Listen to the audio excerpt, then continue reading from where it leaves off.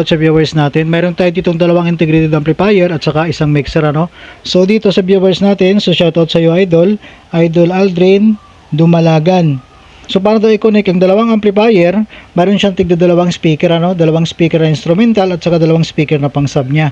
So 4 channel yung kanyang mixer. So ganito Idol, ang ating mixer dito ay 7 channel. So katulad ng dati, tinatakpan ko na lang yung 3 channel dito para may labas natin na 4 channel yung ating mixer. So halimbawa ito, tinakpan ko na yung 3 channel, 4 channel yung mixer natin dyan. So dito Idol, gagawa tayo ng connection nang gagaling sa ating auxiliary at saka nanggagaling sa ating main output. So ngayon, yung dalawang instrumental speaker nyo, ilagay nyo sa isang amplifier sa left and right channel. Pang sub speaker nyo, sa isang amplifier din, left and right channel. So dito na tayo magko-connection ngayon. Halimbawa, yung auxiliary gagamitin natin sa ating pang sub. Yung main output gagamitin natin sa ating pang mid high, yung inyong instrumental speaker. So halimbawa ito, ganito ang gagawin natin Idol, ano. So dahil 4 channel yung inyong mixer, ang gagawin natin ngayon, magtira tayo ng isang channel para sa inyong microphone. Kung gagamit kayo ng microphone, mayroon tayo yung mapaglagyan ng microphone. So ganito ang gagawin natin. Yung auxiliary, dito tayo mag connection sa mono left at saka mono right. So halimbawa, dahil 4 channel yan, pwede tayo mag input ng ating channel dito, yung ating source sa 3 at saka sa channel 2. So dito Idol, dalawang input yung gagamitin natin o dalawang channel ang gagamitin natin sa ating source para mas maganda, no. Ito siya Idol, no. Halimbawa itong ating channel 2, ito. Tapos yung mono left at saka mono right natin, ito. 3 in 4 dahil 4 channel siya. Dito tayo.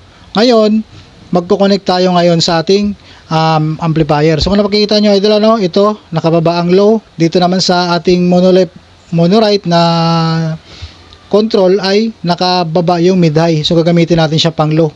Auxiliary output ang gagamitin natin dito. Dito muna tayo sa main output ng ating mixer Idol. Itong gagamitin natin, dual 6.35 to dual RCA. Ito yung papunta sa ating amplifier na gagamitin natin sa ating pang mid high. So halimbawa ito main output, ano, ng ating left and right channel. Tapos ito yung papunta sa amplifier natin. Halimbawa ito yung gagamitin natin na pang mid high natin amplifier, ano, ito. Ito naman yung connector na hawak ko, 6.35 to dual RCA or single 6.35 to dual RCA. Ito yung i-output natin sa ating auxiliary output. Ito, auxiliary, ito yung gagamitin natin sa ating amplifier na pang low o pang sub, ano. Left and right channel ng ating amplifier. Audio input lang Idol. So mag-input tayo dito sa left and right channel ng ating amplifier. So auxiliary dito Idol, ito yung ating gagamitin na pang sub.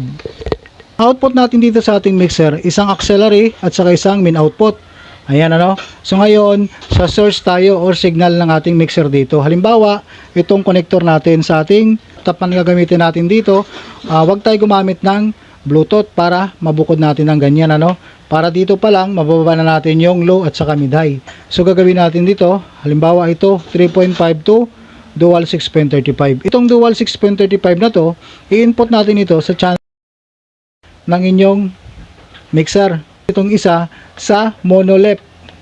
Ayan, mono left ng inyong mixer. So may dalawang input na tayo dito.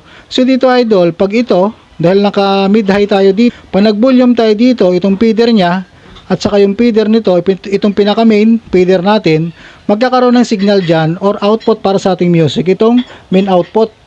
Itong main output na gagamitin natin sa ating pang mid high. Tapos dito Idol, sa ating mono left input, ang gagawin naman natin dito, ang ibo-volume natin dito, itong auxiliary. Ito ang auxiliary ng ating source. Tapos itong auxiliary ng main, auxiliary volume natin. So ang low natin dadaan sa ating auxiliary output. Ito. Hindi magsasabay ang volume natin dito Idol sa ating main output at saka auxiliary. So pwede natin masabay ng volume yan sa ating source. So pwede natin masabay yung paghina at saka paglakas. Pero dito sa control ng ating mixer, pwede tayo mag-fix na dito. I-fix natin itong main auxiliary volume natin at saka feeder, ano. Ayan. Control na lang itong ating mid-high. Ito naman yung ating pang-low. Ayan. So, dito sa mono left, huwag natin i-volume itong feeder dahil ito para ito sa main volume. Pag auxiliary, ito naman ay para sa ating auxiliary. Mas maganda ang tunog niyan, mapakinggan nyo ng maayos. So, ganyan lang siya Idol, ano. Para may available tayo na isang microphone input dito. Dahil 4 channel lang ang inyong mixer. So kung 7 channel naman yung inyong mixer, mas okay, ano. Dito na natin gagawin. Ito, wag na tayo mag-input dito sa mono left at saka mono right. Ngayon, ang gagamitin natin dito, halimbawa, yung channel 1 at saka channel 2. Ayan. So, pwede natin siya, yung channel 1 natin, ibukod natin, ano? Ang channel 1, halimbawa, ilagay natin sa ating pang low. Ibaba natin yung mid high. Tapos yung channel 2, gagawin natin pang mid high. Ibaba natin yung low. So, katulad niyan, dahil naka-auxiliary yung ating pang low, ang volume ng ating channel 1, ito, auxiliary. Tapos yung volume ng ating channel 2, feeder. Main output ang kanyang output. Ganun lang siya, idol. Mas madali lang siya. Mapag-aralan nyo yan, lalo pag masundan nyo lang yung ganitong setup natin.